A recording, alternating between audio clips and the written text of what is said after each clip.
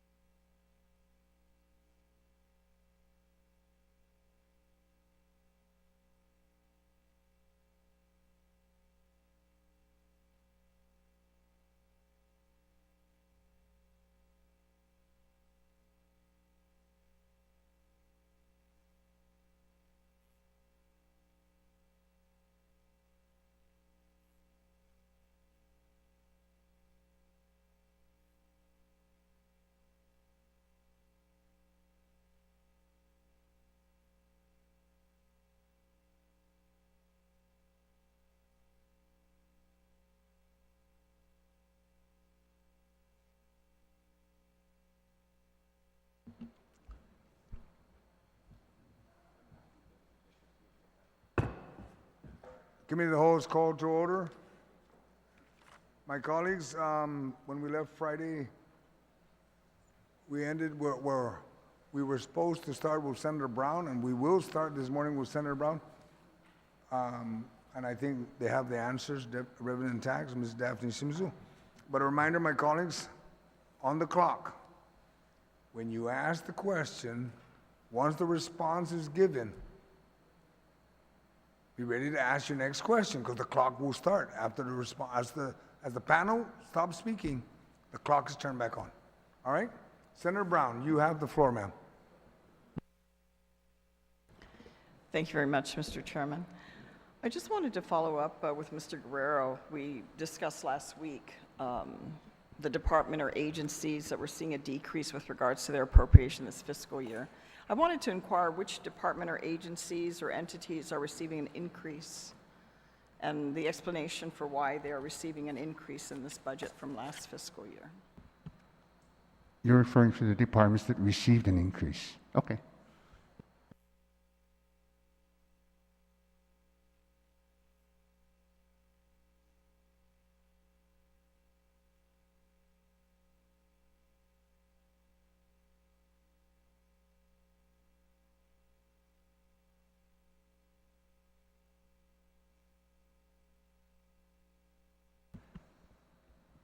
Senator, for most of the agencies that received an increase, basically it's organic growth that they could not absorb, first of all, in their FY22 level. Okay, so that's kind of like the bottom line. So when we spoke about those 11 other agencies that actually received a decrease in FY22 is because when we went back and did the assessment as far as the expenditures were concerned, we determined that those agencies could absorb at least whatever organic growth they were going to experience in FY23, and still were able to, and we were still able to go ahead and adjust them accordingly. Okay, that's how we determined how the decreases were. And the increases were, first of all, those agencies that could not absorb that organic growth. So we went ahead and appropriated funds to meet those expenditures. One is the retirement benefits, increments, things like that. And then, of course, you have contractual obligations. You also have increases in utilities and the sort. So that's how we kind of like address those departments that received an increase. If you want specifics on which and how much, I need to go and pull it out with the analysts and have the analysts report each one of them. I don't have a detailed listing of it, but I can surely provide you at least justification on how we came up with those numbers. I think in all fairness, we'd like to see, because yes, there's organic growth, but I could be hiring more people in my agency. I can be adding on more contracts to, my friends for all I know. I think it would be important for us to know where those increases are in the budget. Some are by several million, right? Like the judiciary. So, those little big bumps in the road, I think I'd like to see an explanation before we move forward on what are those entities in the government of Guam versus, oh, we just have to increase slightly because we have, insurance and, we have to pay a little more here. I mean, I think we'd like to know what are those reasons. Absolutely. Because organic growth and adding on to the cost, we don't know what they're doing that's adding on to the cost. Well, I can assure you, at least at this point, when we did add on to those agencies considering organic growth, it was specifically those type of expenditures that are basically fixed. There were nothing extravagant, nothing out of the ordinary, such as personnel. If they picked up people along the way or through the fiscal year, which really wasn't part of their, it was part of their staffing, it was part of their funding. But, unlike some of those agencies that we consider those vacancies as sort of like, you can say lapse funds, those are the agencies that we actually experience some cuts. Those that actually fill these bodies are now becomes fixed costs of the agencies going forward in the next fiscal year. These are actually areas that we felt that, we can at least generate some sort of lapses. Surpluses in the agencies had they not been filled, but once they become filled, we are obligated to fund those coming the next fiscal year, versus those that kept those positions vacant And one of the things that I explained to the analysts in the review of these vacant positions, I said, if the position basically was vacant for the last 3 years, take a good hard look at these positions and see whether or not, what is the possibility of viability of actually filling these positions in the next year. And if they're really difficult positions, critical positions, but very difficult to recruit, we considered that. But even at that, we kind of like decided that if it's been vacant for 3 years, I mean, I believe that's long enough to try to at least fill these positions. Not that they're not important and they're not vital, but long enough to at least can say that, you know, maybe for 1 year you can forgo that. But when we did allocate for positions that they could fill, we didn't specifically hold the agencies to a specific position. We just told them, say, if you had 10 positions that were vacant for like 3 years, we allowed them to have 5 positions. It's up to them to fill the positions. We didn't tell them what position they could, as long as they had the funding for it. And it was authorized in the staffing pattern. So they couldn't just literally create a new position. It had to be a position that was already within the staffing pattern, although not necessarily budgeted. But if it's within that staffing pattern, position titles were there, and there was adequate funding for them to fund it, we were okay with that, as long as they don't exceed that level. Yes, but I also noticed during the budget hearing, we had a number of agencies that also had an increase of limited term appointments, special project coordinators, my goodness. Normally in a department or agency, you'd have a director, a deputy. If you have a board, you normally would have a secretary for the board. And that's about it in terms of unclassified. But that's not the case these days. And so, yeah, we'd like to know, because simply having the bodies there, really, you know, are they necessary in being hired? And then we're simply here. All we're simply doing here, rather than doing any real review of the budget, is all we're doing is funding whatever the administration puts in place or who they hire. And that, to me, I think we need to know where those areas are. If there are additional hiring that has been occurring during this time, this is one of the worst economic times Guam has experienced in terms of its own organic ability and its economy in many, many, many years. Irrelevant, if we take off the layers of federal funding, we're not in the best shape. I see. So in all fairness, you know, the one thing we continue to see grow is the government of Guam. Including in these positions, that the administration has had taken liberty with regards to the continued hiring of these positions. I mean, 10, 12, 15 LTAs, that's not the standard. So, you know, I'd kind of like to know what we're funding. And Mr. Chair, I would like to request, I don't want to just gloss over this and maybe I get a feedback later today or tomorrow. I think the legislature should be advised of those key agencies of where we're seeing increases beyond, oh, this is simply the increase because of the insurance premiums or the increase because of retirement, so that we can find out where those increases are occurring at a time when I'm not the biggest advocate of continuing to grow this government, because I do not believe in the next year or two that we're going to be able to sustain and continue to pay for all the government we expect our people to pay for. This ride is coming to an end. The fact that we discussed last week that the special funds in the government of Guam are trailing behind by $5 million is quite significant. That, to me, is a real indicator of what's really happening when we remove the layers of federal funding that you know, is being touted as, you know, just great leadership. When you get right down to the brass tacks, the stuff of where the local indicators are already lagging behind, that we're having to cut in those areas of special funding I'm concerned about. So you don't have like your top 10, 12 agencies in the government of Guam that we're seeing more significant increases to? Mr. Guerrero, Senator Brown and my colleagues, let's be reminded we're talking about the revenue first. I know you're addressing appropriations. I just want to make sure we try to complete revenue and then we can go into the appropriations. But your question needs an answer. If we can. One thing I would like to ask, as we are looking at our revenues, because again, we have key agencies in the government of Guam. Customs is one of them. The Guam Visitors Bureau is another. If there's any other you can enlighten me that has been subsidized for the past several years as a result of this pandemic.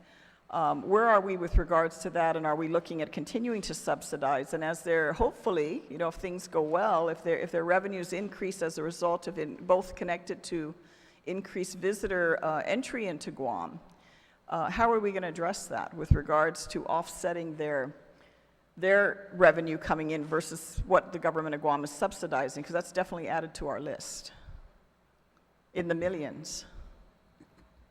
Senator, what we can do is, as we get into the departments, we can probably discuss it more in detail because by then we would have basically a breakdown for each agencies. But if you're asking me now, it would, I mean, we have the information, I just need to go and compile it. So I would think that, if we were into the department agencies, we can basically provide you exactly how we came up with these amounts. Do you have any indicators at this point of what's anticipated perhaps this year to address those shortfalls? Do you see any, I mean, have they relayed where there's potential increase? Because, for example, we hear the tourism, particularly from Korea, is not at a desirable level, but still increasing. I'm sure that's looked at as part of our revenue stream to cover some of the cost of these operations, particularly the Guam Visitors Bureau. Absolutely, Senator. And when we did the reassessment of the Tourist Attraction Fund, like Mr. Carlson said earlier, when their budget was prepared back in January. Since then, we've had 8 months of good, solid information, at least on tourism. And that's why if you look at the what's being proposed in the OFB recommendation level, we're like 4 or 5 million more than theirs because we kind of like reassess where we are today, where we were back then. And we saw there is a growth, and a growth that really wasn't expected back 8 months ago, but we see it, and we're actually generating now. Case in point, I believe the first 7 months of the fiscal year, I think we were averaging like about 7,000 tourists in a month. All of a sudden, the month of June, we're up to 30,000. So we're hoping that trend continues at least until the end of the fiscal year, which will sustain some of the losses we are incurring in the TF right now, and cut that loss by the end of the fiscal year, not in the millions, but maybe a million, less than a million, and hopefully starting next fiscal year, it's a good start. GBB is still conservative in their tourism next year. I believe this year they were estimating 123,000 at the most. Now the projection is over 500,000 for next year. So that gives me some at least comfort to know that at least some of the revenues that we are anticipating will materialize based on what we see today and what the trends is. So as the general fund. I mean, general fund is tracking almost 100 million by the end of the fiscal year. We hope, and based on the tracking, we hope that the economy gets a lot better and the general fund does generate more next year. But we are, I'm in my budget proposal, we're talking about a $90 million increase, and I'm hoping that because of the tracking and because of the trends, that $90 million will be supported come next fiscal year. Well, with regards to literally appropriating to the ceiling, what do you see as a median view? Because yes, I'm glad to hear, and we all are, I mean, when we see the increase in tourism, but a lot of things, this is still very fluid in my mind. I mean, monkeypox, who knows what's next? What's the next variant of this pandemic? I don't know.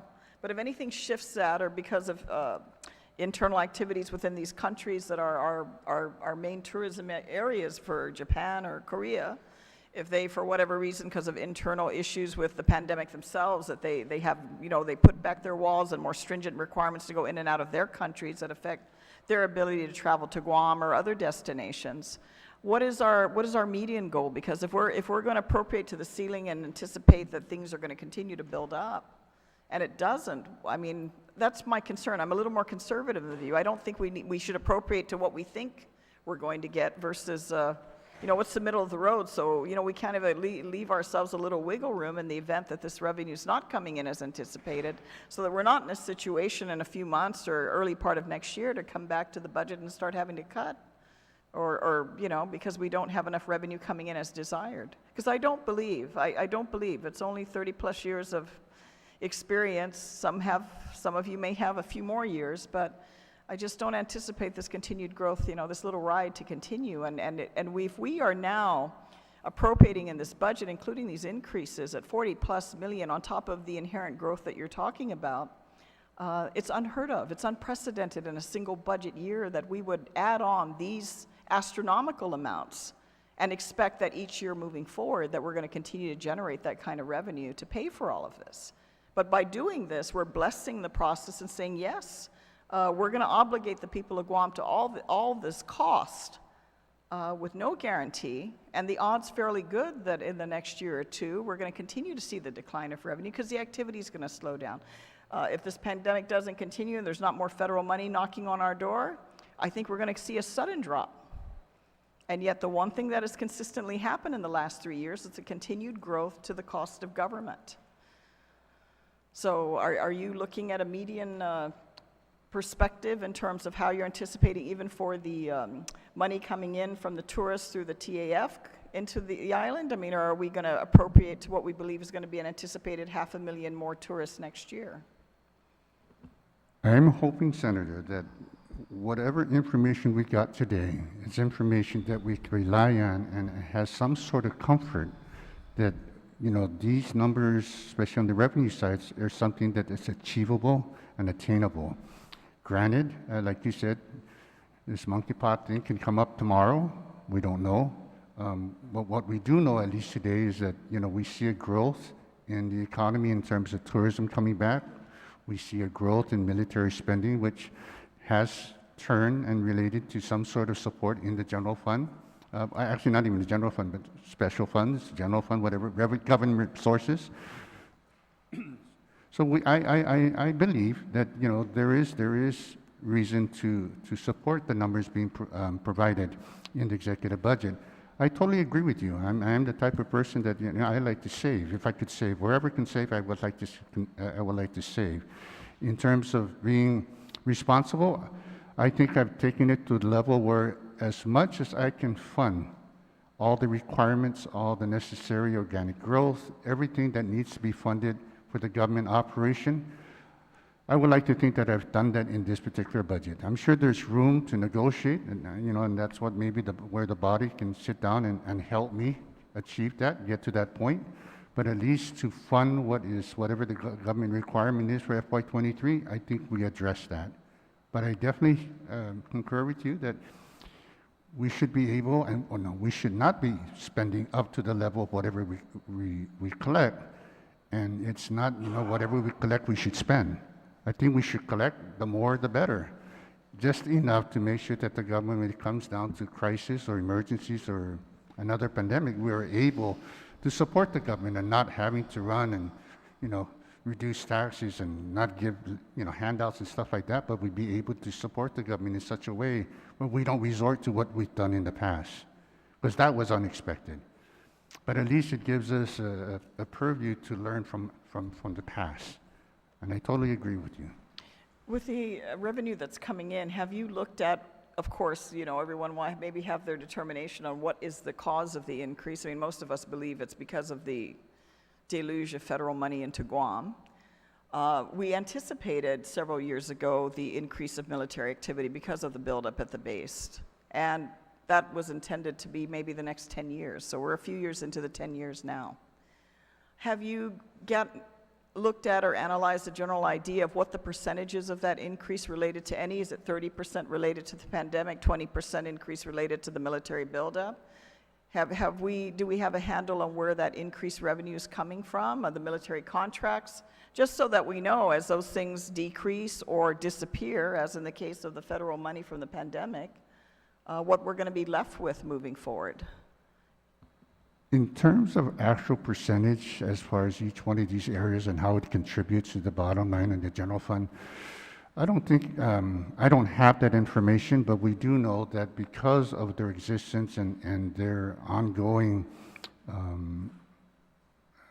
presence, that they are contributing, you know, to our economy. I believe last Friday we presented, at least on the military side, how much contracts we think are actually being reported to the government, both locally and U.S. abroad, and that amount we actually did consider as part of our BBT numbers and how that affects the BBT, as far as all the federal dollars here. We, you know, even when the pool was here, I mean, I believe the pool what was spent was almost $800 million that was given out in assistance in PUA. To contribute how much of that $800 million came into the government coffers, I don't have that information, but at least I can say in terms of BBT, I mean, we saw an increase in BBT even last year. We saw it this year. So it seems that all that money that was issued out is still actually floating. I mean, it's still there. The thought that people would spend it the minute they got it, to me, I don't think that's true, because we're still seeing the residual effect of that, because if they had spent everything last year, for say, or since 2020, we will start seeing some of that effect last year. We see some of that effect this year. We do see an increase in the BBT. And it just goes to show me that despite anything else being everything equal, why are we still collecting more in the BBT? It only tells me that these people are actually now beginning to spend a little bit of that money they actually put aside. Tourism is coming back. That helps grow the BBT from the way it was last year. So as far as the actual percentage for each one of these specific areas, we can probably surmise to some point, but the only thing we do know is whatever numbers we pull out of the AS400 that supports it, either the TAF, the general fund, and income tax, withholding, BBT, whatever those areas are, and we see a growth in them, we can at least to some point contribute that growth to, like you said, the military spending, tourism, federal assistance. But to exact percentage, I don't have that information, Senator. Well, I appreciate your response. If I can ask the administration, have you looked and analyzed what the percentage of these increases are and where they're coming from? Just so that we can anticipate, because if we're looking at putting long-term obligations that are going to be in the government of Guam many years beyond our time, I'd like to know, as we head into next year, are we still going to have the revenue stream to pay for it? Because I have reservations that is the case. But I'm sure since the administration has arbitrarily made some of these unilateral decisions, that you've looked into that to determine whether or not the government can sustain all these additional increases that have been added, or you desire to formally be added by the adoption of this budget by the Guam Legislature to, I guess, bless or sanctify these unilateral decisions that have been made by the administration.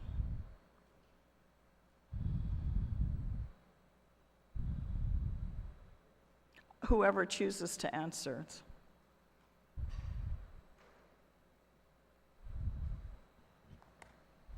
There was 3 years of BPT data that I provided to OFB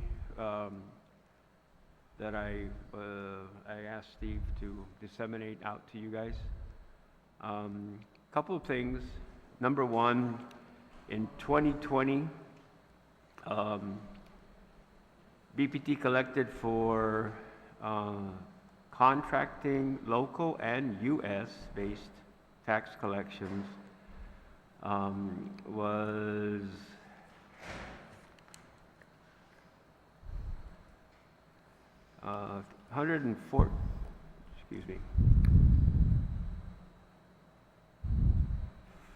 $45 million local and $2 million for U.S. contractors in 2020. In 2021, that same number, or the same category of construction, because you were asking earlier, Senator, about the impact of the buildup here on Guam. So in 2021, that number rose to $52 million in local contracting and $5.8 in U.S. So it almost doubled as far as the U.S. portion was concerned. And in 2022, we're tracking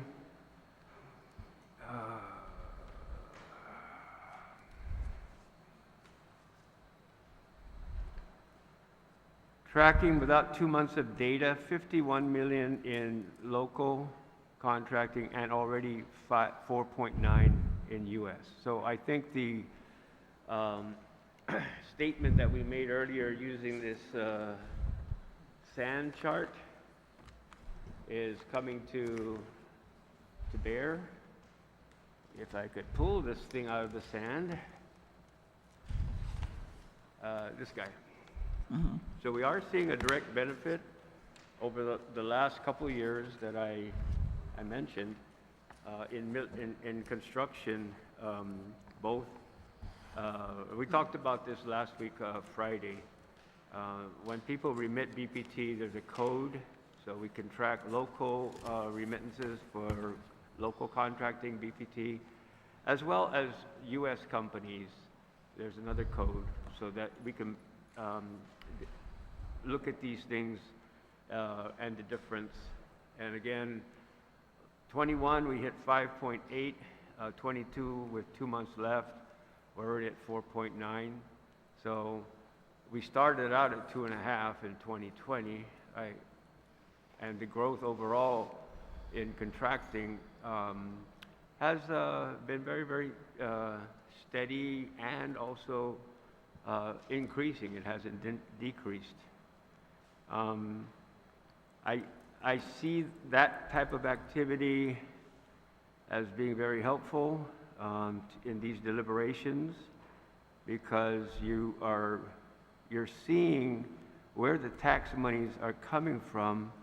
And if I could, real quick, I'll just go over retailing in 2020 was 114 million. In 2021, this is just BPT. It went down to 106,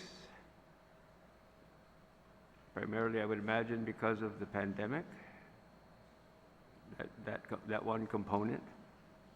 And then we're tracking retailing in 2022 at 99 million with 2 months of data not yet received. So the various and primary sectors of the economy are demonstrating strength and growth.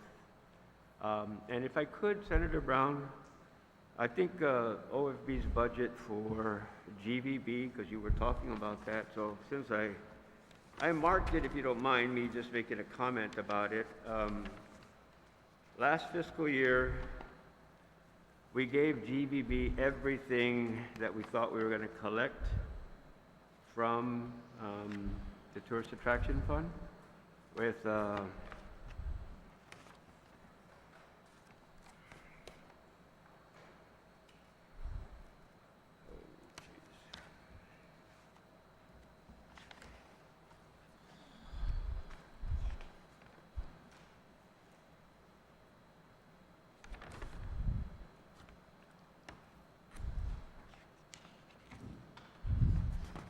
you know how it is when you find it, and then all of a sudden now you can't find it again.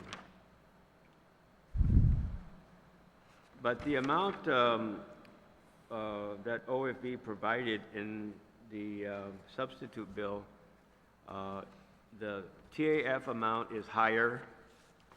And again, we do see that movement in tourism, so we agree with that. But more importantly, and maybe for some sense of comfort, there is a $5 million appropriation to GVB from the Tourist Attraction Fund. There also, the proposal is also to fund $650,000 for GVB's Rainy Day Fund. So the combination of funding for the Guam Visitors Bureau is like $18 million via a combination of, here it is. Last year, we did not give them any general fund. This year, OFB is recommending $5.8 million. The Tourist Attraction Fund amount is $12.5 million. So when you go across, you'll see that last fiscal year we gave GVB $14.5 million. This year, it's almost $19 million. So there is a combination of anticipated TAF collections, backstop very, comfortably with a $5.8 million general fund appropriation. So I think the way that this was cut up is, should there be a another variant, it funds the operations. It looks things look good. There's a lot of yellow convertibles running around. There's people, since we've been here this last week, walking around across the street and coming in here to this office, or this building, so, it looks good. It looks really good. Can I ask, with regards to the impact of the pandemic in terms of revenues for the government of Guam, have you quantified or estimated what that amount has been? Because again, that's a substantial amount of money, obviously, that's been put into our local community, but one that's not going to, we assume, will continue if we get back to normal. Have you determined how much that on an annual basis has increased into the revenues of the government of Guam? Can I answer that a different way? Can I hearken back to the conservative budgets that were passed in the last few years, and then the revenues that were collected over, primarily in the first couple of years to reduce, then eliminate the deficit, and then in this year, having again another conservative budget. The costs of government were ascertained in the 22 budget. They were revised with the passage of 36-106, and now we're here. So I think the actions of the legislature in passing conservative budgets, and then now understanding with no deficit that it's okay to spend money collected, money in hand, for other vital needs. So I'm not really sure the government, other than the adjustments for law enforcement and teachers, has grown over the last 3 years. It's just the revenues adopted and the revenues collected were key factors in both deficit elimination and the more recent programs that the legislature funded. Well, I think with the government spending more money every year, then it's growing. The government of Guam budget has almost doubled since my last tenure in the Guam Legislature, so that to me is significant growth. I do want to ask you one last question, because I know we're not just doing deficit elimination now. I mean, that happened in the previous administration with over $300 million, but do you actually have the cash on hand to pay for these obligations? How's the actual cash flow? Because we can certainly appropriate everything under the sun, but what's the actual cash flow coming into the government? And is that vibrant and healthy? Thank you, Senator, for that question. And if I may remind you of what I said at the end of last week, if you pay down your obligations till they're current, the convergence of cash flow with the appropriations will be closer and closer.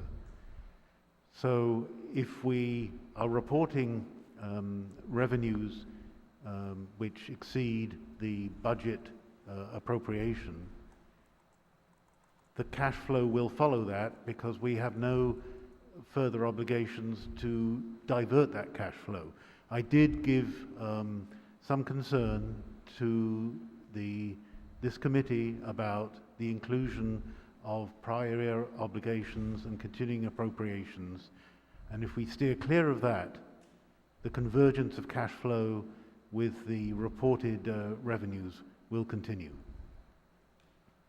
Well, let's always be hopeful. Thank you to the panel, and certainly thank you, Mr. Chairman, for the opportunity to ask these questions. Thank you, Senator Brown. Senator Tony Ada? Sir, the Director, I think, of Revenue Tax is ready to respond to your Yeah, questions. thank you. If we can get a copy of the information that was requested from Revenue Tax last week, Mr. Chair, and passed out to my colleagues as well. I can go ahead and email that to you, Senator. I can email it to you now. All right. So can we take a 1-minute recess until you receive the information? That way we can pass it out. Yes, let's take a recess and we'll get the information out.